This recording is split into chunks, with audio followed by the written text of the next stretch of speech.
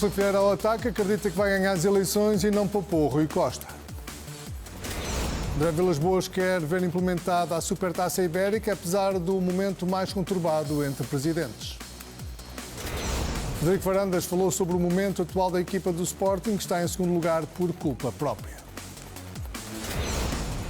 Boa tarde e bem-vindos ao Jogo Aberto com o Pedro Fatela, a Mariana Fernandes e o Francisco Guimarães. Começamos o programa de hoje com André Vilas-Boas, que voltou a apontar para a internacionalização do futebol português. No Portugal Football Summit, o presidente do Futebol Clube do Porto afirmou, estou a citar, noutras modalidades temos vários tipos de competições, como supertaças ibéricas, ligas transfronteiriças. Lancei o desafio ao Pedro Proença e aos outros grandes portugueses e espanhóis. No início do meu mandato, agora andamos todos às cabeçadas, mas ficou lá o bichinho, foi bem acolhido pelo Atlético de Madrid, Real Madrid, Barcelona, Benfica, Sporting e Federação Portuguesa de Futebol. Em relação ao futebol português, André Vilas-Boas referiu ainda que os três presidentes não se podem ver uns aos outros, mas temos um caminho obrigatório a percorrer. O VAR é uma das maiores vergonhas, só a ver na Primeira Liga e não na Segunda.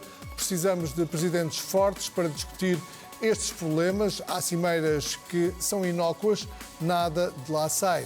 Vilas-Boas, no início do discurso, disse que não vai continuar a alimentar uma guerra. Mariana, olhando para esta intervenção, parece que é uma no cravo e outra na ferradura.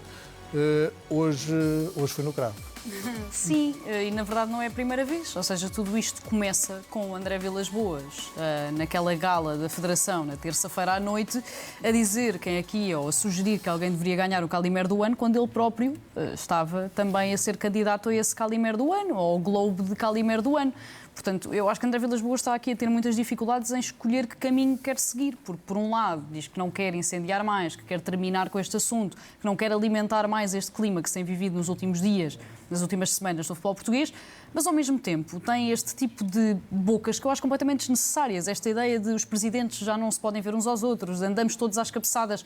Eu acho que as pessoas já perceberam que andam todos às cabeçadas e que não se podem ver uns aos outros, mas se for preciso, daqui a 2 ou 3 dias, há uma cimeira qualquer, uma reunião qualquer, uma candidatura de alguém, e estão os três sentados na mesma fila a rir, como já aconteceu outras vezes com Frederico Varandas e Rui Costa, que tinham estado precisamente à cabeçada dias antes e depois, dias depois, na candidatura, na apresentação da candidatura de Pedro Proença, estavam lado a lado a rir como se nada se passasse. Portanto, eu acho que é completamente desnecessário esta ideia ou esta confirmação de que eles estão todos às cabeçadas, porque essa parte nós percebemos. Agora, é preciso parar de falar disso, parar de facto de alimentar e perceber que cada vez que diz que não vai alimentar mais, está a alimentar mais. Não fale sobre o assunto. Seguimos todos em frente. Aquilo que André Vilas-Boas fez na terça-feira foi tentar criar uma história de um jogo que não tinha tido qualquer tipo de história. Foi um 0-0, sem balizas, quase sem oportunidades de golo, onde as duas equipas preocuparam mais em anular o adversário do que propriamente em marcar golos. Não teve história, ninguém se vai lembrar daquele jogo daqui a um ano, nem daqui a 6 meses. E André Vilas-Boas conseguiu arranjar uma maneira de criar uma história de algo que não tinha qualquer tipo de história para contar. Portanto, ele foi o primeiro a alimentar tudo isto, que depois seguiu, obviamente, com a resposta de Rui Costa e a resposta institucional, digamos assim, por parte do Sporting. Acho que não faz sentido nenhum dizer agora que não quer alimentar quando foi ele que começou o problema. Pedro, a questão da Supertaça Ibérica e também aqui a questão de não gostamos uns dos outros, mas temos que conviver, temos que viver juntos. Isso já sabíamos também. Sim, mas eu penso que é importante fazer um ponto prévio. E parece-me que é evidente e unânime que André Vilas-Boas tem uma boa comunicação, tem algumas boas ideias e podemos falar dessas boas ideias já à frente. Tem feito um trabalho no Futebol Clube do Porto, particularmente em termos financeiros, até ao momento bem conseguido, em termos desportivos, até ao momento não tem sido bem conseguido, mas pelo menos melhorou da época passada para esta época. Agora, eu penso que é sempre altamente criticável quando alguém diz algo e faz precisamente o contrário. E das duas, uma. Ou André Vilas-Boas é bipolar, e à terça-feira temos o André mau e à sexta-feira temos o André bom, ou então é hipócrita. Porque estas guerras, muitas destas cabeçadas são precisamente provocadas por André Vilas-Boas, que já em maio dizia que Frederico Varandas era sobranceiro e era hipócrita. Agora, relativamente ao clássico, além de dar algumas alfinetadas relativamente aos salários do Benfica, atacou a arbitragem, atacou o Benfica. Portanto, por um lado está a incendiar, e muito bem, como dizíamos há pouco, é incendiário. E depois, passado uns dias, não sei se pelo ambiente, não sei se pela plateia estar cheia, não sei se pelas pessoas que tinha à frente, tem uma postura completamente diferente e institucional. Mas isto não bate certo. E, portanto, esta postura é terrível, não deveria existir, e deveria existir, na minha perspectiva, aquilo que em parte aconteceu hoje de manhã, ou seja, um André Vilas-Boas responsável, presidente do Futebol Clube do Porto, e que lança algumas ideias para cima da mesa que provavelmente têm que ser discutidas e têm que ser trabalhadas, mas têm algum potencial. Por exemplo, a questão da revisão dos quadros competitivos, eu penso que é absolutamente urgente. Se calhar não com a versão que André Vilas-Boas lançou hoje, de ter 20 clubes, alargar os clubes na Primeira Liga, ter uma primeira fase feita apenas a uma volta, seriam 19 jogos, e depois uma segunda fase a 2 voltas, seriam mais 18. Ou seja, aumentaria o número de jogos. Será que isso é uma boa ideia? Provavelmente não. Supertaça Europeia, ou neste caso, Ibérica. Boa ideia em termos financeiros? Eu penso que, sem dúvida, os adeptos iriam achar isto extremamente atrativo, mas é mais um jogo. E, portanto, tudo isto são boas ideias, são ideias para serem discutidas, provavelmente para serem refinadas e não andar agarrado a um passado que existia no dirigismo português, que eu penso que só prejudica. Como é que vês este ioiô, Francisco? Bem, em primeiro lugar, André Vilas-Boas diz que precisamos de presidentes fortes. Eu estou de acordo, mas também precisamos de presidentes adultos, que é uma coisa que não têm conseguido ser nos últimos tempos. É verdade, como disse a Mariana, que há depois uma capacidade de, enfim, desobstruir este lado infantil, porque depois se sentam à mesa, etc. Mas eu tenho dúvidas que esta permanente discussão e este permanente ping-pong facilite depois negociações a sério, reformas estruturais que são necessárias fazer. E, portanto, não faz sentido nenhum que André Vilas-Boas continue a alimentar isto, porque à medida que vai alimentar, é uma bola de neve. Vai haver resposta do outro lado. Frederico Varandas sente a necessidade de também mandar o seu bitite e depois fala do Benfica e o Benfica também entra na discussão. Até o próprio Braga também já se meteu nisto. Eu não concordo nada com aquela comparação que às vezes está a tentar fazer entre esta nova geração e a anterior geração. Mesmo aqui eu acho que há uma diferença. E não tenho dúvidas nenhumas que estamos mais bem entregues agora do que estávamos no passado. Mas esta nova geração, num curto espaço de tempo, já não se podem ver uns aos outros. Mas é que, ou seja... É que os outros levaram décadas, não é? A questão é que os dirigentes têm uma estratégia de comunicação dupla, que é uma estratégia de comunicação dirigida para os adeptos, dirigida para as bancadas, que é este tipo de picardia, e depois uma comunicação mais séria, mais institucional, que eu acho que estas pessoas, como já se comprovou, são capazes de fazer. Apesar de não ter sido suficiente, pelo menos para já. Eu acho que é preciso mesmo uma reunião mais séria, mais recorrente, para que se repense as competições, para que se repense a centralização, para que se repense a competitividade do nosso campeonato, que está pelas ruas da amargura. Mas eu acho que isso é possível fazer. Mas tenho dúvidas que esta picardia constante, a certa altura, não impossibilite uma reunião mais séria e mais recorrente, como eu estava a dizer. Vamos avançar. André Vilas-Boas, no Futebol Summit, falou ainda do quão difícil foi segurar Rodrigo Mora no último mercado de transferências. Disse, e estou a citar, foi um desafio. Tivemos uma proposta de 50 milhões de euros do Al Ittihad, que tentou brincar com o Futebol Clube do Porto, prometeu vir com uma proposta de 63 milhões de euros, que nunca apareceu. Também nunca venderia por menos dos 115 milhões de euros da cláusula. Agora, com Sérgio Conceição, pode ser que a relação melhore. Mexeram com a cabeça do miúdo, falaram com ele e com os agentes. Mariana, ficámos aqui a saber que a cláusula de Rodrigo Mora, afinal, não é 70, mas são 115 milhões de euros. Isto é uma exorbitância. Rodrigo Mora está aqui num patamar já absolutamente estratosférico. Sim, foi aqui uma tentativa de blindar, ou seja, é um bocadinho, estes 115 funcionam um bocadinho como os 500 milhões de euros que o Barcelona, de repente, aqui há uns anos, começou a pôr em vários jogadores. 1.000 milhões? Sim, os 1.000 milhões, ou seja, obviamente um valor... O González tinha uma proposta, exatamente, uma cláusula de 1.000 milhões. É um valor que, obviamente, nunca será atingido por ninguém e que nem o Barcelona, e neste caso o Futebol Clube do Porto, também nunca vão exigir. É um bocadinho à semelhança dos 100 milhões de Gyökeres, ou seja, ninguém estava à espera que alguém chegasse aqui a bater os 100 milhões, também ninguém está à espera que alguém chegue e bata aos 115. É uma forma, obviamente, de blindar, de falar sempre e apontar sempre para a cláusula, mas acho que todos sabemos que se alguém chegar no próximo verão ou até no mercado de inverno com 80, 90, 100 milhões, vá assim na loucura, por Rodrigo Mora, o Futebol Clube do Porto obviamente está mais do que obrigado a vender o jogador por esse valor. fica aqui esta ideia, que eu acho que já tinha ficado também no verão, de que o Futebol Clube do Porto, e se calhar André Vilas-Boas, de forma um bocadinho mais individual, se sentiu insultado por esta proposta da Arábia Saudita, ou seja, por achar que foi muito inferior àquilo que Rodrigo Mora poderia valer, muito inferior também à cláusula, não só dos 70 milhões, mas neste caso dos 115 também, de Rodrigo Mora, e de que o Futebol Clube do Porto, na verdade, nunca pôs em causa vender Rodrigo Mora por um valor que considerava baixo para aquilo que o jogador valia. Aquilo que pelo menos me deixou, não necessariamente mais descansada, mas que eu acho que transparece do discurso de André Vilas-Boas, é que Rodrigo Mora continua a ser uma das prioridades do clube. E quando tivemos aqui um início de temporada onde tanto se falou sobre a não utilização de Rodrigo Mora por parte de Farioli, entretanto Rodrigo Mora começa a ser mais utilizado, tem também uma boa prestação na Seleção Nacional, quase que ganha uma nova vida também com essa prestação na Seleção Nacional. Acho que há claramente um antes e o depois dessa paragem por parte de Rodrigo Mora, até em termos competitivos e motivacionais. Eu acho que André Vilas-Boas consegue deixar bem claro, em termos de discurso, que Rodrigo Mora continua a ser a grande aposta do Futebol Clube do Porto, não só em termos de mercado, obviamente, mas até em termos desportivos. E acho que isso é não só uma dica para dentro, seja para os adeptos do Futebol Clube do Porto, mas também uma dica para fora de que Rodrigo Mora nunca será vendido ao desbarato. E isto pode ficar aqui registado também para a memória futura, esta afirmação, Pedro. Também nunca venderia por menos 115 milhões de euros. Se bem que existe um acordo com o Atlético, com o seu agenciamento, que poderia sair por 70 milhões. Portanto, pelos vistos existe uma cláusula, mas já existe um acordo verbal e ele próprio o assumiu publicamente. Portanto, dificilmente no futuro não vai ser cumprido esse acordo verbal, parece-me. Mas parece-me que estas declarações de André Vilas-Boas sobre Rodrigo Mora têm aqui um duplo sentido. Aparentemente existe uma preocupação com o jogador e o facto de ter sido aliciado, ter mexido com a cabeça do jogador. Aparentemente existe uma crítica àquilo que foi o posicionamento e as ações do Fundo de Investimento Saudita e, em particular, dos dirigentes do Al Ittihad. Mas, claramente, me parece que há aqui mais uma alfinetada ao Benfica. Quem é que é o diretor do Al Ittihad? Domingos Soares de Oliveira, que já esteve associado a uma possível transferência de Galeno no verão de 2024, que foi abortada à última da hora e já na altura se sinalizou Domingos Soares de Oliveira como o principal responsável. Ou seja, mais uma vez, parece-me que aqui André Vilas-Boas, por um lado, diz uma coisa, mas por outro quer dizer outra e passar uma mensagem aos sócios do Futebol Clube do Porto que o Benfica até nisto está a tentar prejudicar a dinâmica e as finanças do clube. E pode ser que melhore agora com Sérgio Conceição. Também deixou esta mensagem.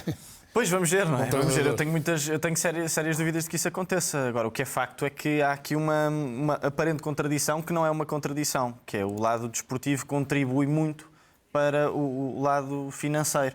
Ou seja, o facto do Porto continuar a ter como prioritário, como disse a Mariana, o Rodrigo Mora, do ponto de vista desportivo, e já se percebeu o que é. Quando há uma lesão e quando tem que entrar alguém, a primeira opção, a não ser que seja num jogo em que o empate seja mesmo necessário, que foi como aconteceu no jogo passado, o Rodrigo Mora é a primeira solução, mas se tiver que haver uma grande venda, o Rodrigo Mora também é a primeira solução. E o Porto vai ter que, nos próximos tempos, fazer este malabarismo e conciliar estas duas vertentes. E depois começa-se a perceber também, aliás, o Pedro já o disse aqui, que André Vilas-Boas não dá ponto sem nó. Portanto, nesta semana, quando nos referíamos aos salários dos jogadores, aquele valor que Vilas-Boas se referiu a propósito dos salários do Benfica, os 8 milhões, etc. Mais de 8 milhões, sim. Parece que Vilas-Boas não atira coisas ao ar assim de forma aleatória. Como agora que faz esta dupla afirmação, criticando Domingos Soares de Oliveira, falando sobre o seu jogador. E, portanto, é preciso ter alguma atenção à forma como André Vilas-Boas comunica, porque, de facto, é um homem inteligente, é um homem que consegue estar a criticar e a elogiar ao mesmo tempo, é um homem que consegue atirar várias indiretas, o que revela, lá está, muito da sua capacidade de comunicação, mas os rivais vão ter que aprender a lidar com isso, que é uma coisa que parece que ainda não conseguiram bem fazer. Há aqui, acima de tudo, uma grande oportunidade, parece-me, para o Futebol do Porto e para o futebol português. É como eu disse há pouco, parece-me que André Vilas-Boas está muito bem preparado, é inequívoco em termos de comunicação, está muito bem preparado nos diferentes dossiês e pode utilizá-lo de uma boa forma, com propostas, com discussão, com a evolução do futebol português, ou pode utilizar a sua capacidade de comunicação e a sua inteligência para atacar os rivais e para, no fundo, replicar o que foi feito em tempos. Há pouco estavas a referir que, provavelmente, nos últimos anos, com a nova onda ou geração de dirigentes, demos aqui um passo em frente. Eu, sinceramente, começo a perceber que, além da idade e da inexperiência, provavelmente o fundo não é muito diferente e, se assim for, é uma pena, é uma oportunidade para tenho dúvidas. Aí, por acaso, não estou de acordo. Deixa-me só acrescentar. André Vilas-Boas beneficia de uma coisa, que foi o único dos três que conseguiu ter tempo para se preparar para ser presidente. Frederico Varandas acabou por tomar ali uma decisão de sentido de missão, como aliás ele disse ontem, depois de tudo aquilo que estava a acontecer. Rui Costa caiu-lhe no colo, depois de tudo o que aconteceu. Vilas Boas preparou-se durante vários anos para ser presidente do Futebol Clube do Porto e beneficia disso também. Agora, a dúvida é se vai usá-lo para o bem ou se vai usá-lo para o mal. Mas a verdade é que ele tem essa bagagem de quem se preparou para assumir este cargo. Nem Frederico Varandas, nem Rui Costa o fizeram. Mas se o mal for só isto, ou seja, eu acho que isto mesmo assim é grave, já começa a ser grave o que está a acontecer, esta picardia constante, e acho que alimenta coisas que não devem ser alimentadas. Mas se for só isto, e se o resto forem boas contribuições, inteligência, seriedade, honestidade, eu acho que mesmo assim estamos mais bem servidos do que a geração anterior. Vamos avançar e estamos a 15 dias das eleições do Benfica e o tom de algumas intervenções vai endurecendo. Luís Filipe Vieira esteve ontem na SIC, onde afirmou que Rui Costa é um ignorante, o candidato à presidência do Benfica. Diz que o atual presidente está a desorganizar o clube. Eu, quando saí, deixei uma casa como nunca ninguém deixou ao Benfica ou a quem me ia suceder. Rui Costa não diz isso. O Rui Costa diz que estava num estado lastimoso do Benfica. O Rui Costa tem que chamar ignorante. Para ser mais claro, é ignorante mesmo. E se quiser um dia, frente a frente, para debater isto tudo, bate com ele. A casa que nós deixámos é uma casa com 100 milhões de euros de dívida aproximadamente. Uma casa organizada. Sabe porque é que esta casa desorganizou-se toda? Foi ele que tentou e fez com que o Miguel Moreira fosse despedido do Benfica. Para, não sei porquê. Foi ele que fez com que o Domingos Soares de Oliveira, farto já daquilo, ir-se embora. Hoje o Benfica é gerido por quem? Rui Costa aqui a ser o principal alvo de Luís Filipe Vieira. Pedro, isto parece já uma questão mais pessoal do que propriamente institucional. A questão com o Rui Costa é totalmente pessoal e, mais uma vez, ontem foi abordada a questão das razões que podem ter levado a este ataque constante pessoal por parte de Luís Filipe Vieira a Rui Costa. Está claramente relacionada com a sua declaração e com o facto de ter ignorado o passado de Luís Filipe Vieira no momento em que assumiu a liderança e a presidência do Benfica. Agora cai aqui num patamar demasiado baixo para um candidato a presidente do Benfica, à presidência do Benfica. Já disse que Rui Costa não tem caráter, já o chamou de ignorante, já o chamou de incompetente. Parece-me que é possível, e vamos ver se até ao momento das eleições, até ao dia 25 de outubro, isso vai acontecer ou não, mas é possível os candidatos do Benfica conseguirem discutir o Benfica com elevação e sem um ataque pessoal e sem uma ofensa pessoal. E esta questão pessoal, penso que afetou muito Luís Filipe Vieira e ele não consegue evitar, até chegou um determinado momento que disse, falou em passivo e disse, será que ele sabe o que é passivo? Quer dizer, é de tal forma a urgência que Luís Filipe Vieira tem de atacar Rui Costa que por vezes até o prejudica, parece-me que está a prejudicar neste momento, porque junto do universo benfiquista, tenho a ideia, Rui Costa, independentemente dos defeitos, independentemente dos erros, tem uma boa imagem. Tem uma imagem de credibilidade, de seriedade. Provavelmente não conseguiu fazer o projeto como queria, provavelmente não conseguiu colocar o Benfica no patamar que desejava, mas não tem esta imagem que o Luís Filipe Vieira continuamente está a apontar. E desafio Francisco para um frente a frente, no fundo, mas parece que Rui Costa não vai por aí. Não, é uma tirada de uma candidatura que está preocupada única e exclusivamente, como disse o Pedro, em atacar os adversários. Fala de vez em quando, e ontem percebeu-se isso, de um projeto para as infraestruturas, mesmo assim não alimenta muito, não revela grande coisa. E, portanto, o seu principal objetivo, desde há muito tempo, mesmo antes de anunciar a candidatura, é atacar o Rui Costa. Houve uma altura até que se pensava que Vieira não ia avançar até ao fim, agora parece que à partida as coisas vão mesmo acontecer, também falta muito pouco tempo para as eleições do Benfica, mas parece que há uma espécie de reconhecimento que Vieira não tem qualquer hipótese de vencer as eleições, mas há na mesma, mesmo que não haja hipótese de vencer as eleições, há na mesma o objetivo de Vieira, que é destruir por completo a possibilidade de Rui Costa ser eleito e a credibilidade de Rui Costa. Mariana, disse Luís Filipe Vieira, Rui Costa fez com que Domingos Soares de Oliveira e Miguel Oliveira saíssem do Benfica e depois questionou, hoje o Benfica é gerido por quem?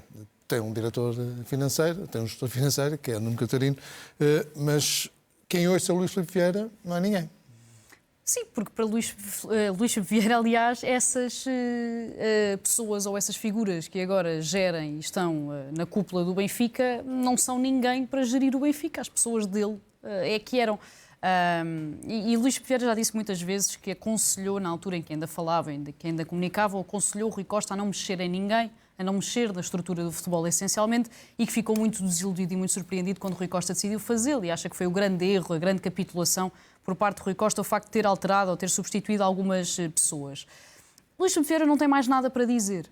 Eu acho que ele estava à espera, ou a candidatura estava à espera de ser uma espécie de voz da oposição a Rui Costa, de ser o principal candidato a ganhar as eleições que não Rui Costa, e chegou à conclusão de que não é. Ou seja, de que existe outra voz, ou se calhar mas até ele existe. continua a achar que há uma maioria silenciosa que vai votar nele.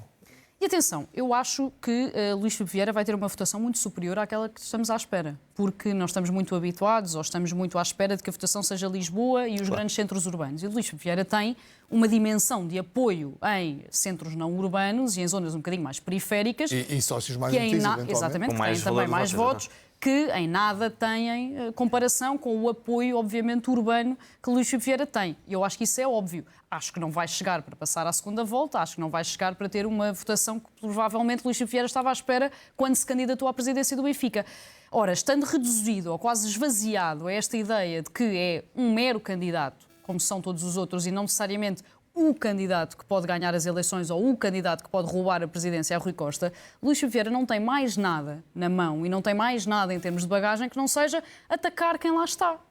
E eu acho que o grande erro, pelo menos da candidatura, não sei se há uma estratégia, não sei se alguém faz aqui um aconselhamento ao Luís Filipe Vieira ou se ele pura e simplesmente se senta e diz o que quer, mas eu acho que aqui o grande erro de comunicação e o grande erro de estratégia nesta altura é achar que os benfiquistas querem um regresso ao passado. Porque aquilo que Luís Filipe Vieira diz é: eu deixei tudo bem, eu fiz tudo bem, eu vou trazer as pessoas de antigamente e volto eu também. Ora, aquilo que eu acho que os adeptos do Benfica nesta altura mais querem, que os sócios do Benfica mais querem, é seguir em frente, não é voltar atrás. E aqui pode ser um seguir em frente com o Rui Costa, ou seja, uma espécie de evolução na continuidade, ou seguir em frente rompendo e escolhendo outro candidato. Mas acho que ninguém quer dar um passo atrás e voltar a antigamente. E Luís Filipe Vieira continua a achar que existe muita gente que quer voltar a antigamente. O próprio manifesto, desculpa Pedro, mas o próprio manifesto de Vieira sublinha esse mesmo objetivo, Sim. que é voltar a ganhar. E não é voltar a ganhar só no sentido de voltar às ele vitórias. fala do tetra e do é um penta. regresso ao passado, claramente. Sim, sim. Mas atenção que a questão do regresso ao passado também é um regresso ao passado onde Luís Filipe Vieira tem obra feita. Claro. Tem um estádio construído, Seixal. modernizado, tem o Seixal, tem a aposta na formação. Tem a marca do tem Benfica 22 posta numa dimensão troféus, muito acima. 7 campeonatos, boas participações na Europa, inclusive com 2 finais europeias, ou seja, vamos ver até que ponto os sócios do Benfica vão ter mais na balança, vão pesar mais esta questão da obra feita e os méritos que, sem dúvida, Luís Filipe Vieira tem, ou a questão dos processos judiciais. A verdade é que Luís Filipe Vieira ainda não foi condenado por nenhum processo, muitos deles já foram arquivados em muitos aspectos, é um problema da nossa justiça e, portanto, vamos ver até que ponto se os sócios vão ser eles a julgar Luís Filipe Vieira e a dizer que ele é culpado nesses processos e ao fazê-lo também estão a julgar o passado do Benfica, a dizer que o Benfica foi culpado de algumas práticas, ou por outro lado vão alinhar neste discurso que ontem Luís Filipe Vieira teve de desvalorizar completamente a questão judicial, não vai acontecer nada Mas e o regresso ao passado é o regresso às vitórias. Rui Costa aqui também parece estar a ter um papel demasiado institucional. Não deveria reagir também às acusações que é feito de incompetente, de preguiçoso? Rui Costa é o primeiro... Já quase tudo lhe foi chamado. Rui Costa é o primeiro a validar que Luís Filipe Vieira não é o seu principal adversário. Porque Rui Costa responde a João Noronha Lopes. E sempre que há uma acusação um bocadinho mais grave, ou sempre que há uma tirada um bocadinho mais forte por parte da campanha de João Noronha Lopes, Rui Costa e a candidatura de Rui Costa são muito rápidos em enviar comunicados às redações e a reagir publicamente. Portanto, o primeiro a achar que Luís Filipe Vieira não é digno sequer de uma resposta é Rui Costa.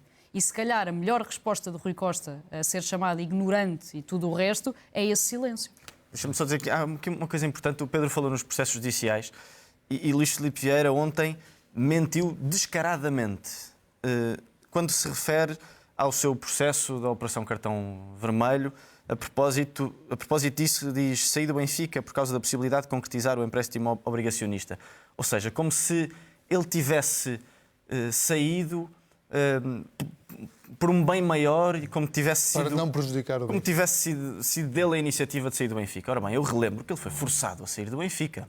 Não é só por causa desta questão do empréstimo obrigacionista. Mesmo que as medidas de coação não refiram exatamente a saída do Benfica, ele aí já se tinha autossuspendido porque se antecipou ao juiz. E nas medidas de coação está muito claro que ele não podia falar com qualquer membro do Conselho de Administração. Isto quer dizer, na prática, não podia exercer a sua função. E, portanto, foi uma mentira descarada que passou completamente despercebida. E Pedro, estamos aqui perante uma ideia persistente do regresso ao passado. Mas isso nota-se em alguns quadrantes da própria vida do Benfica, por exemplo, mesmo ao nível de contratações. ouvimos falar muito de regresso de jogadores, Nelson Semedo, o Bernardo Silva. Há sempre um sebastianismo aqui subjacente no Benfica? No Benfica, no desporto e na sociedade. Parece-me que as pessoas tendem sempre a tentar regressar a uma zona de conforto e a verdade é que eu insisto, Luís Filipe Vieira, tendo muitos defeitos, provavelmente tendo cometido muitos erros e veremos se ilegalidades e crimes, a verdade é que tem obra feita. E a verdade é que os Benficas que se recordam do final do século passado e se recordam do período de Vale Azevedo e se recordam da situação em que estava o Benfica, têm que reconhecer que a reconstrução do Benfica passou muito por Luís Filipe Vieira, enfim, por muitas ajudas que existiram do Novo Banco, por muitos processos que existiram nessa altura, mas a verdade é que o Benfica começou quase do zero.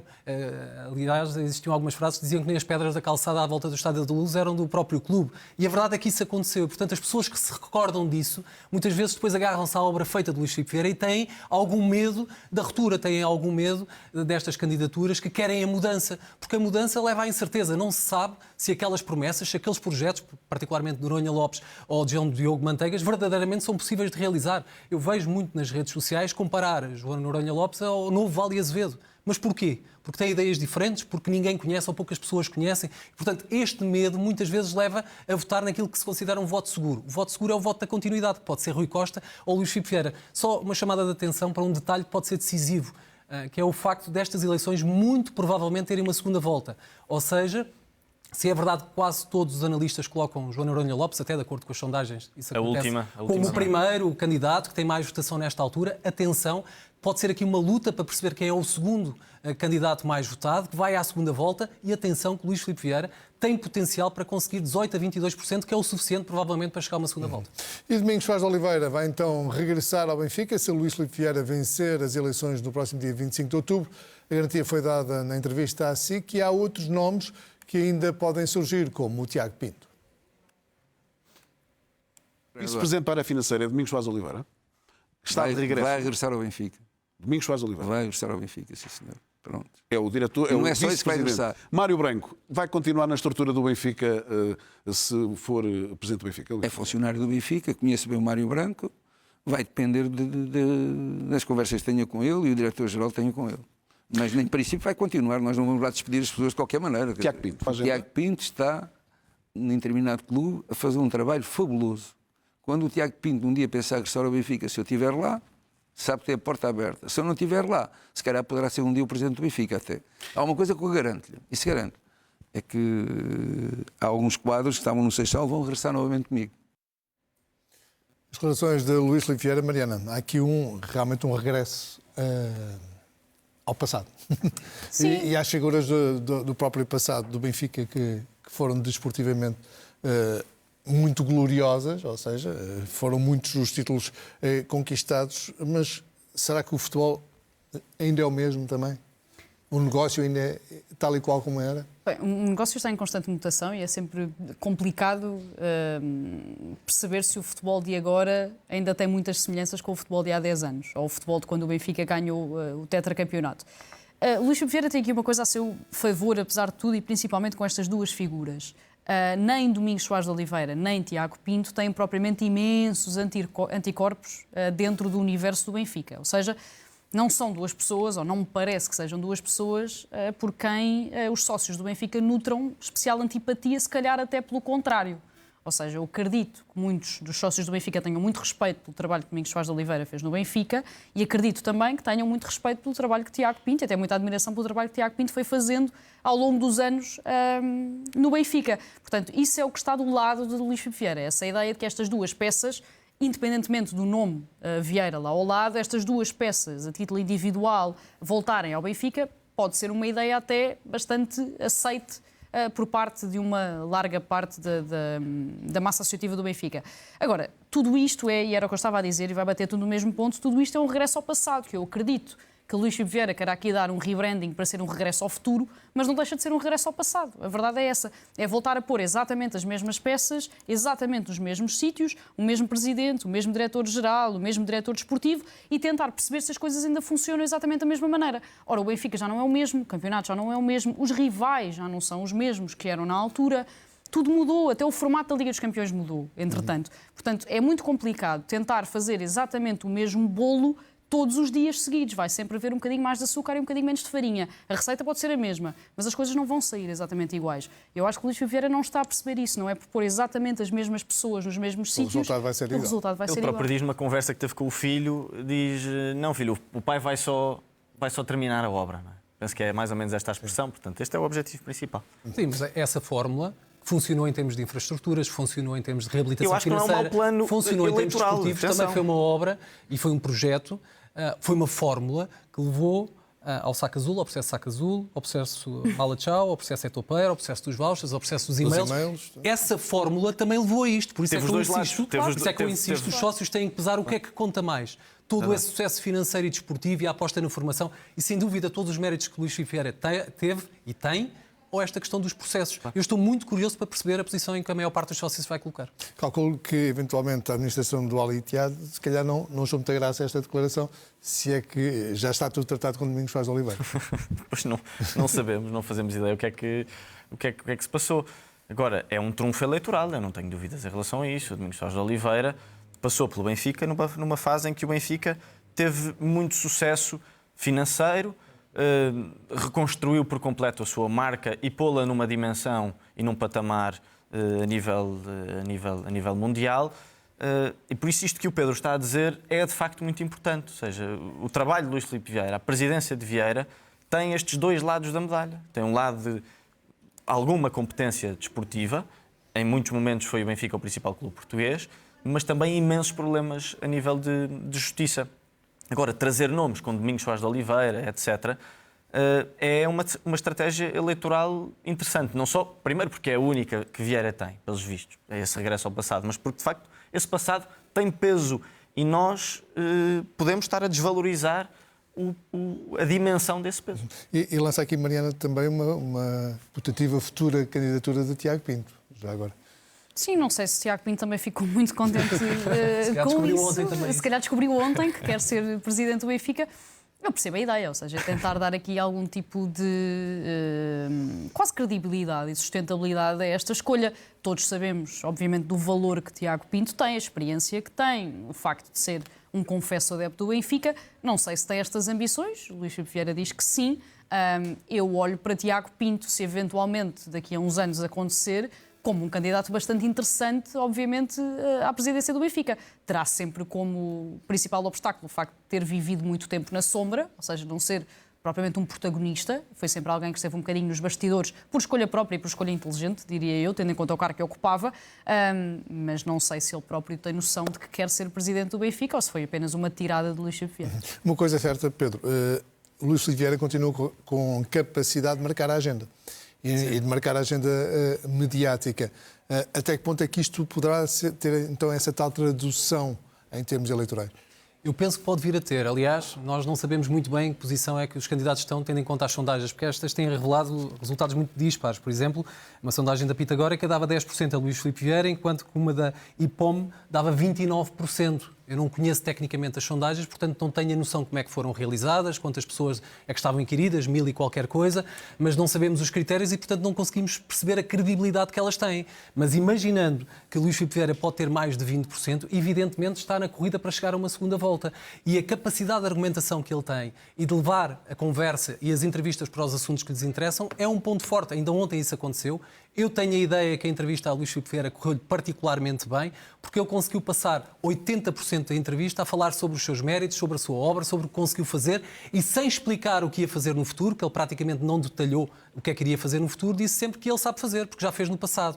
E existem sócios, sem dúvida, que provavelmente vão acreditar nesta versão e provavelmente na indecisão que neste momento têm em quem vão votar, provavelmente podem mesmo É o tal votar argumento que eu acho que é falacioso, mas que pode trazer muitos votos, que é, se ele já fez, pode voltar a fazer. Eu acho que é falacioso, sim. mas vi já várias vezes usarem esse E a argumento. questão de dramatizar o discurso, ontem Luís Filipe Vieira dramatizou. Logo ao princípio. Quando diz que daqui a 2 anos, se ele não ganhar as eleições, o Benfica vai ter um problema e vamos ver e provavelmente estará em eleições. Esta dramatização... Mas não devia concretizar também e especificar a que é que estava a referir? Ele provavelmente ganha mais Estava-se a assim. referir à questão financeira, obviamente. Mas Ele porquê? provavelmente ganha mais assim do que provavelmente em tentar especificar. Até porque quem for mais rigoroso e quem analisar os relatórios e contas do Benfica e a evolução que tem existido nos últimos 4 anos, atenção, a situação é extremamente preocupante.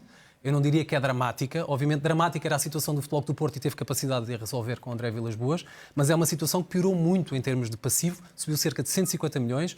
Aquilo que é o passivo corrente, a dívida a curto prazo, subiu quase que duplicou e, portanto, isto leva a que as finanças do clube, a tesouraria, fique constantemente pressionada e isso leva à necessidade de constantemente vender jogadores e sabemos que o mercado não está a inflacionar cada vez que começa a entrar mais em retração. E este ano só houve a possibilidade de Rui Costa anunciar resultados positivos, principalmente por causa do Mundial de Clubes. Sim. Foi o que o salvou financeiramente esta temporada.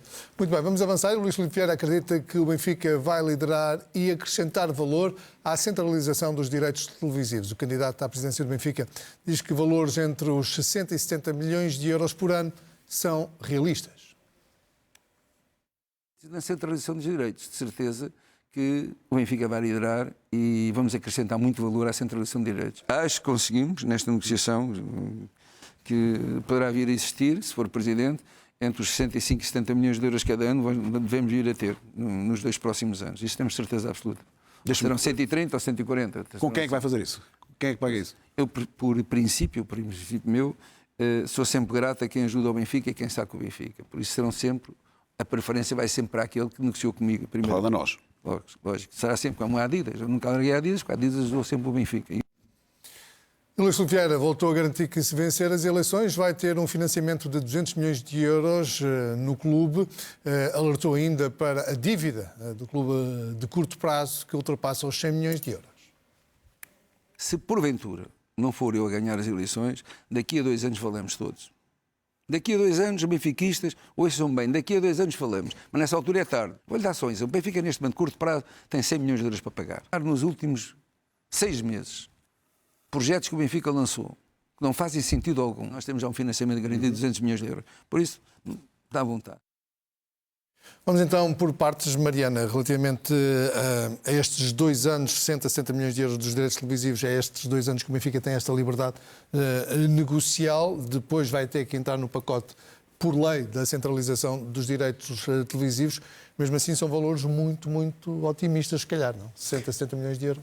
Sim, se olharmos para aquilo que está a acontecer no mercado dos direitos televisivos nesta altura, ou seja, tanto a Liga Francesa como a própria Liga da Bélgica, creio eu, foram vendidas, digamos assim, os direitos televisivos foram vendidos por este valor. E estamos a falar, por este valor, um bocadinho acima, 75, todos, 80 milhões. Estamos a falar da Liga inteira, do campeonato inteiro, não só do Benfica. Eu concordo com aquela ideia abstrata de que os direitos do Benfica são mais valiosos, obviamente, do que os direitos dos restantes clubes, isto, obviamente, em proporção de sócios, em proporção de adeptos, mas não valem o que vale a Liga Francesa inteira nem a Liga Belga inteira. Nós estamos a assistir a uma inversão do mercado em que os direitos ou o interesse dos direitos televisivos das ligas e dos campeonatos domésticos estão a cair, ao contrário do que está a acontecer, por exemplo, com as competições europeias. Os direitos da Liga dos Campeões e da Liga Europa valem cada vez mais, os direitos dos campeonatos nacionais valem cada vez menos. Portanto, acho que essa teoria, ou digamos, essa lógica vai aplicar-se também em Portugal e não será exceção, e o Benfica não será exceção. Portanto, parecem-me valores manifestamente otimistas por parte do Benfica, mas eu acho que, por parte do Luís Vieira, mas eu acho que tanto Vieira como mesmo João Diogo Manteiga, João Noronha Lopes, Rui Costa, o Benfica e o universo do Benfica, de uma forma geral, têm uma visão demasiado otimista do valor dos direitos televisivos do Benfica.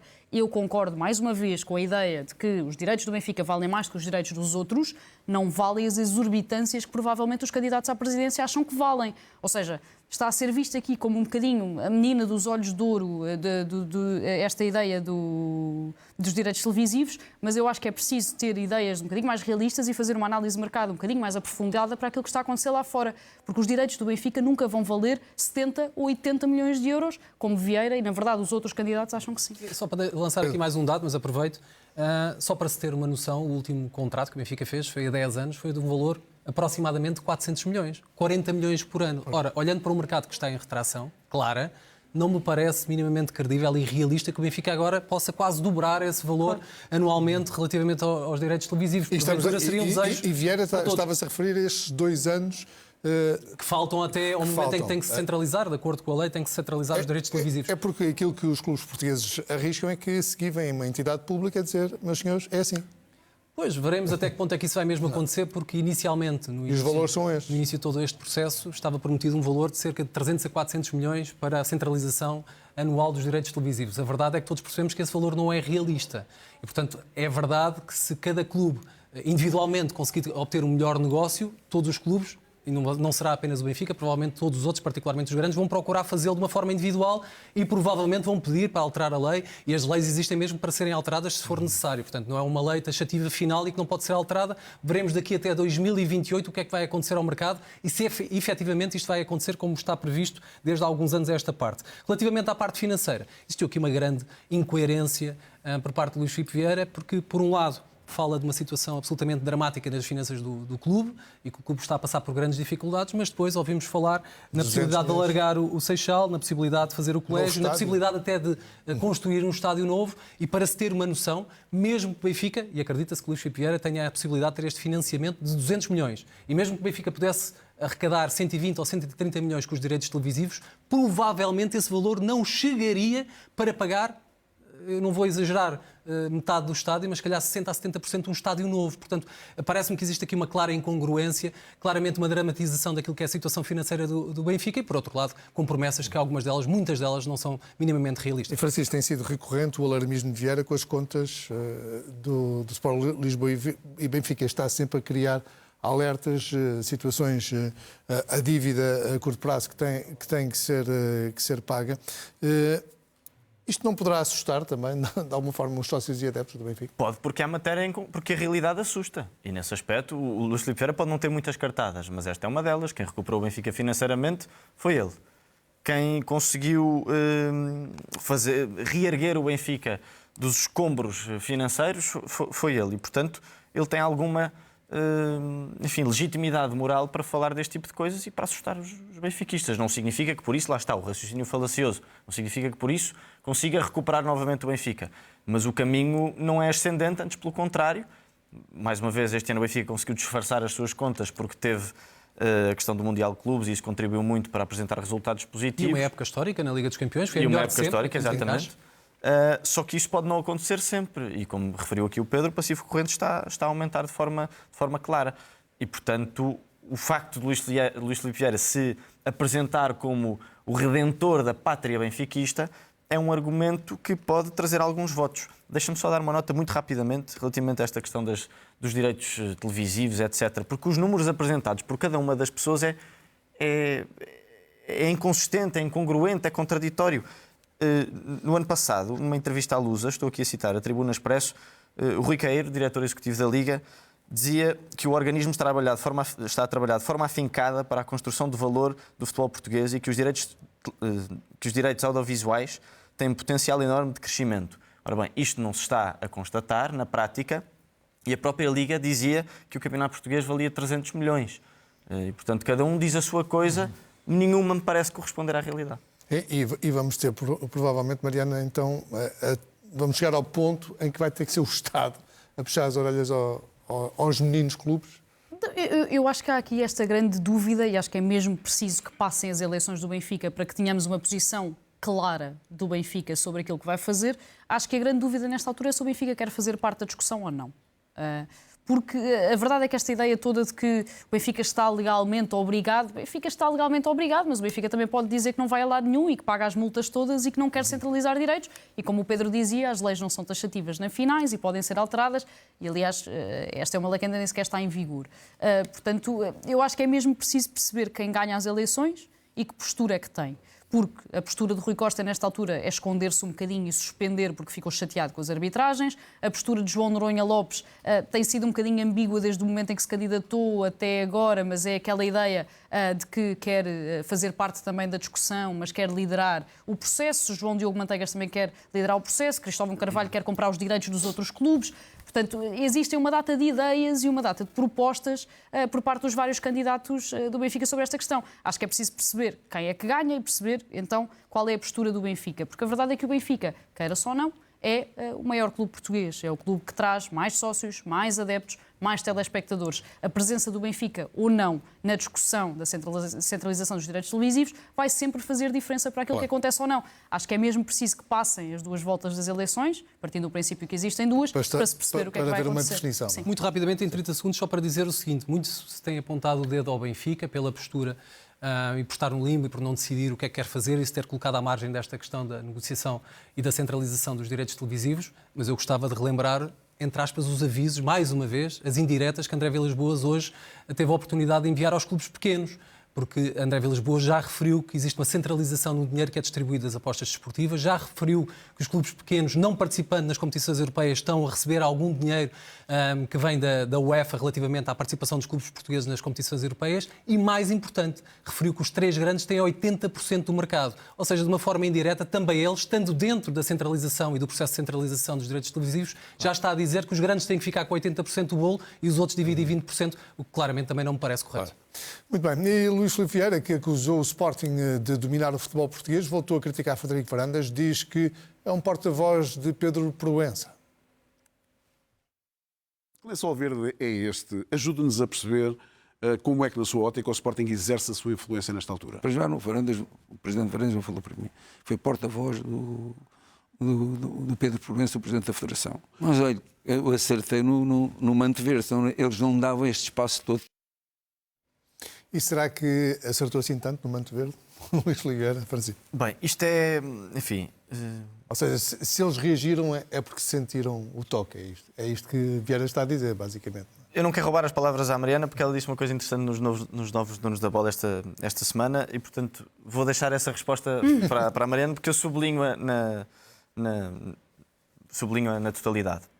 Agora, isto que Luís Filipe Vieira anda a dizer, que é uma tentativa, por um lado, parece que está a elogiar o Sporting porque conseguiu controlar os órgãos da Liga, é obviamente uma crítica, mas é uma crítica que parece um elogio, porque na prática o que Luís Filipe Vieira insinua é que ele, quando era presidente do Benfica, fazia mais ou menos a mesma coisa, ou pelo menos tinha a mesma intenção Ele próprio dizia, já não lembro em que contexto, que o principal quando se é presidente de um clube é pôr as pessoas certas no lugar certo. E, portanto, também se está evidentemente a referir a este tipo de contextos. Agora, quando Luís Filipe Vieira vem dizer que hoje em dia o Benfica está a ser prejudicado pela arbitragem, está também diretamente a dizer que no seu tempo isso não acontecia. O que quer dizer que não acontecia porque, se calhar, segundo ele, eu estou a tentar interpretar as palavras de Luís Filipe Vieira, mas segundo ele, alegadamente, ele próprio tentava controlar coisas no futebol português para além do relevado. E, portanto, este elogio a Frederico Varandas é um autoelogio do tempo em que ele era presidente do Benfica. E, no fundo, Mariana, quer dizer que Varandas acusou o toque. Não é? Sim, que eu acho uma conclusão demasiado apressada. Ou seja, eu acho que a acusação, mais uma vez, acho que a acusação foi demasiado grave para Frederico Varandas não responder. E acho que Frederico Varandas teria de responder. Acho que respondeu demasiado e chegou a um ponto em que, quando entra em mapeamentos e contagens de cabeças feitas por Pedro Proença, claramente cedeu-se e acabou por falar demais. Mas acho que Frederico Varandas teria sempre de responder, porque acho, mais uma vez, a acusação demasiado grave e acho que Frederico Varandas leva muito a peito esta questão de ser acusado, lá está, de pôr as pessoas no sítio certo. Acho que foi sempre uma bandeira de Frederico Varandas, uma tentativa de transparência do futebol português, portanto, ser acusado disto, acho que é algo que o ofende pessoalmente e profundamente, portanto, ele iria sempre responder. Acho que acabou por se ceder ali naquela questão do mapeamento. Isto é um discurso de Luís Filipe Vieira e é uma linha de pensamento de Luís Filipe Vieira completamente para dentro. Ele não está a falar para nenhum de nós, ele não está a falar para o adepto comum do futebol português, está a falar para os adeptos e para os sócios do Benfica, para as pessoas que votam, pura e simplesmente. Ou seja, todas estas contradições de que o Francisco falava, ou seja, a ideia de que o que Frederico Varandas está a fazer agora e que ele tanto critica era exatamente o que Luís Filipe Vieira fazia e o que fez durante os 20 anos em que esteve à frente do Benfica, provavelmente é aquilo que muitos sócios e muitos adeptos do Benfica querem que volte a acontecer. Portanto, aquilo que Vieira está um bocadinho a prometer é, quando eu for presidente do Benfica, isto volta a virar e em vez do manto ou do lençol verde, há o manto e o lençol vermelho, como Acho houve... que ele se refere à hegemonia do futebol português. Exatamente, como houve durante 20 anos. O Luís Filipe Vieira não teve qualquer tipo de prurido a dizer em entrevista à CNN que se sentava com Pinto da Costa a decidir quem é que ia ser o presidente da Liga. Ora, se isto não é gerir e controlar o futebol português por dentro, então não sei o que é. Portanto, aquilo que Vieira está a prometer não é transparência, não é dizer que vai existir uma divisão absolutamente paritária dos adeptos do Porto, do Benfica, do Sporting e dos restantes clubes nas instituições. O que ele está a dizer é que, no dia em que ele for presidente do Benfica novamente, o manto verde é substituído por um manto vermelho. E isto não é um discurso para nós, é um discurso para dentro. Pedro, Como é que... Parece-me que ontem não interpretaste? ouvimos mal quando Luís Filipe Vieira referiu que quando decidiu candidatar-se, a primeira pessoa a quem ligou foi Frederico Varandas. Ou seja, o lençol ou o manto verde é de tal forma grande e influente que até o futuro candidato à presidência do Benfica, ou um possível candidato, tem que ligar a informar o presidente do Sporting. Enfim, eu concordo em absoluto, é um discurso para dentro, é um discurso que o Luís Filipe Vieira sabe que colhe junto dos adeptos nesta altura, ou contra tudo e contra todos. O Benfica está a ser prejudicado pelas instituições, pela federação, pela arbitragem, enfim, provavelmente eu acredito muito mais neste discurso para dentro e este objetivo de ganhar votos do que propriamente na prática de Luís Filipe Vieira, porque na sua prática a verdade é que Luís Filipe Vieira sempre se rodeou de profissionais que, independentemente do clube, e Domingos Faz Oliveira à cabeça, mas muitos outros, atenção, foram contratados para trabalhar no Seixal e para trabalhar profissionalmente do Benfica e sabia-se que não eram do Benfica. E isso nunca foi um problema para Luís Filipe Vieira e, portanto, claramente, neste momento de eleições, este é um discurso para ganhar votos. Mas esta é uma narrativa quase transversal. O Rui Costa também colhe. Sim, porque existe uma franja, se calhar bastante alargada, de sócios dos clubes que gostam de ouvir isto, que criticam muito quando os presidentes têm uma postura mais institucional, de respeito, de responsabilidade. Aliás, Rui Costa foi muito atacado ao longo destes 4 anos. Quando não há sucesso desportivo, isto assenta que nem uma luva. Exatamente, porque é aquele princípio de que quando se ganha é porque jogamos bem e somos muito bons e muito fortes e muito competentes, quando jogamos mal é porque fomos roubados. E isto funciona para os candidatos à presidência do Benfica, para o presidente do Benfica, mas atenção, para todos os outros clubes tem sido assim. E acreditas que este tipo de discurso para o sócio Francisco, isto ainda colhe? Ainda tem eco? Tem imenso eco. Tem imenso eco porque nós somos todos filhos dessa cultura. E aí é onde eu acho que, se calhar, a nova vaga de presidentes é igual à geração anterior. É porque, mesmo que não sejam os fundadores dessa cultura, Luís Filipe Vieira tem a sorte e o mérito de ser um dos fundadores dessa cultura, mas os que o substituíram, a geração nova, nós que estamos aqui a comentar, somos filhos dessa cultura de que se não há um campeão, ou se o meu clube não é o campeão, é porque foi prejudicado pela arbitragem, porque não controla o futebol português, etc. Este pensamento é um pensamento que acontece como um monopólio dos 8 aos 80 anos, em todas as gerações, e vai continuar a acontecer enquanto não houver, lá está, uma nova geração que consiga, de facto, conseguir reunir-se à volta de uma mesa e discutir coisas sérias no futebol português e mesmo contrariar os adeptos neste tipo de pensamento. Só que, infelizmente, isso não está a acontecer. Vai ser difícil sair desta roda. Vai, e o Francisco é muito querido por dizer que nós temos uma cultura. Eu acho que aqui o problema é que nós não temos cultura nenhuma. Portugal não tem uma cultura desportiva, não existe cultura desportiva. E por isso é que eu às vezes até tenho alguma dificuldade, e posso ser ingênuo ou benevolente, em atribuir culpas a André Vilas-Boas, culpas individuais a André Vilas-Boas, a Frederico Varandas ou a Rui Costa. Porque acho que é mesmo o produto e o fruto de uma ausência de cultura desportiva muito particular no futebol, em que a culpa de perdermos nunca é nossa. A culpa de alguém que perde ou de uma equipa que perde nunca é por falta de jeito, ou por falta de talento, ou por falta de eficácia. A culpa é sempre da arbitragem, a culpa é sempre do sistema, como dizia antigamente um senhor, e a culpa é sempre de uma estrutura que está à volta e que é nada, tem que ver com a incompetência, por vezes, ou a falta de eficácia de quem lá está dentro. Portanto, eu acho que Rui Costa, Vilas-Boas e Varandas, obviamente que poderiam fazer melhor, não estou a dizer o contrário, mas são também vítimas desta ausência total de cultura desportiva em que lhes é exigido que justifiquem derrotas com fatores exteriores e não com fatores internos. Muito bem, a seguir a uma curta pausa falamos de novo do Sporting. Frederico Varandas dá um voto de confiança a Rui Borges. Até já. Seja novo, bem-vindo. Frederico Varandas falou sobre o momento atual da equipa do Sporting no Portugal Football Summit. O presidente Leonino disse, estou a citar, estamos à 8ª jornada e ocupamos apenas, o que é um ótimo sinal, o 2º lugar e exclusivamente por culpa nossa. Os jogadores e treinadores sabem, acreditam que são o melhor grupo da Liga e que o têm de mostrar em campo. Ou vencemos ou vamos às decisões finais, tenho a certeza, isso é seguro. Francisco, há aqui quase como que uma nova filosofia no estar e no projeto desportivo do Sporting, com Frederico Varandas? Em que aspecto? No aspecto de estar presente nas decisões, de ter esse grau de exigência. Houve aqui um aumento qualitativo? Não, houve, obviamente. O Sporting é bicampeão e, portanto, tem que esse grau de exigência, obviamente, que aumentou.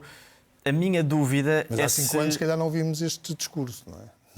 Não, e não havia razões para haver, não havia infraestruturas para isso, não havia capacidade estrutural do Sporting para isso.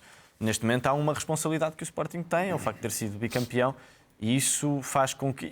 Não é só bicampeão, é o facto de estar a almejar ao tricampeonato. Isso obviamente que faz diferença e faz com que o Sporting esteja constantemente a ser pressionado pelos resultados, e quando as coisas não correm bem, esses resultados maus, neste caso, ou estas más exibições, esta aparente quebra que o Sporting está a ter, é-lhe cobrada pelos adeptos. Eu começo a pensar que, mesmo que pareça um voto de confiança a Rui Borges, talvez Frederico Varandas esteja arrependido e esteja a perceber que, de facto, o Rui Borges pode não ser aquilo que as jornadas anteriores ditavam. Eu continuo a achar que o Rui Borges não tem a qualidade suficiente para aguentar este Sporting. Quando é preciso mão de treinador, o Rui Borges não tem mão de treinador. E isso, mais cedo ou mais tarde, pode começar a ver-se. Estas más exibições, eu acho que são apenas uma amostra pouco representativa, mas os maus resultados nos jogos grandes podem são subsistir, indicativos. mas podem começar a acontecer mais vezes. Pedro, como é que interpretas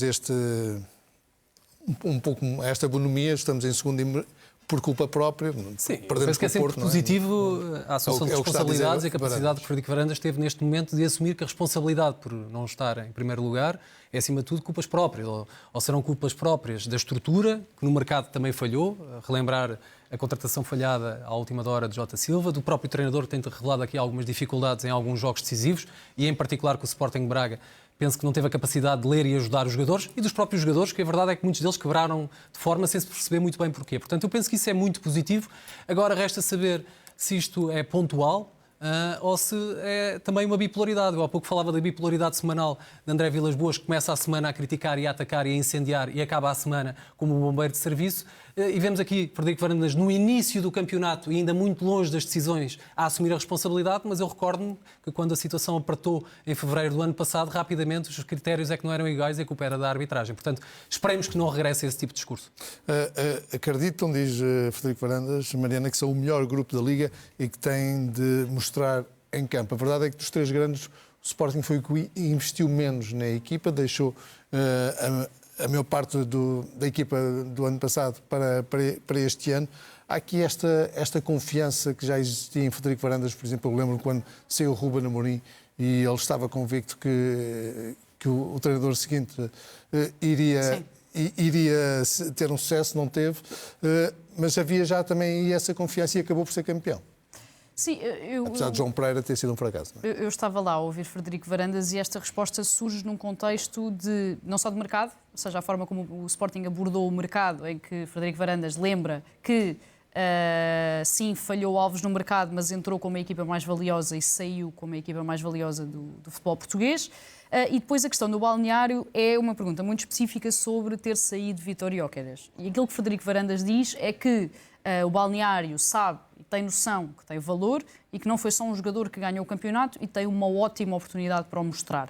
Ora, claro que isto é uma demonstração de confiança nos jogadores e no balneário, mas também é um bocadinho um toque e uma questão de pressão aos jogadores que lá estão. Ou seja, é aquela ideia de que se acham que não foi só o Vítor Gyökeres, se acham que com o Vítor Gyökeres então são capazes provem, na mesma, então chegou a hora de o provar. E chegou a hora de, esta temporada, portanto, sem vês este esta mensagem quase como um espicaçar do próprio plantel? Sim, eu acho que sim. Acho que, obviamente, é a prova de que confia nos jogadores, confia no treinador, acho que isso fica perfeitamente claro, mas é também essa ideia de que, se os jogadores acreditam, e se este grupo acredita, este balneário acredita, que não foi só o Vítor Gyökeres que conquistou os últimos 2 campeonatos, que não foi só esse jogador que fez a diferença e que foi um coletivo, uma equipa inteira que o fez, então chegou a hora de o demonstrar. Gyökeres saiu, a larga maioria dos jogadores e dos titulares ficaram lá. Se há a altura ideal para mostrar que o Sporting é que foi campeão e não foi Vítor Gyökeres que foi campeão, então sim, é esta temporada. Francisco, isto pode ser uma boa estratégia psicológica de alertar este plantel?